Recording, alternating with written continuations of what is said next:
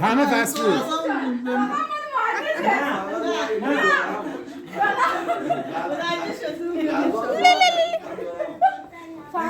که مهندس عادل نامرده که بدون من باشه.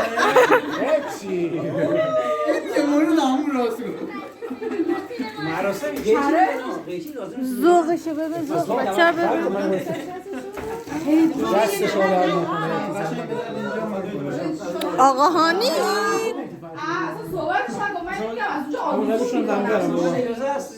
خدا یا بقیه چیزایی پشتی ناویزون میکنم.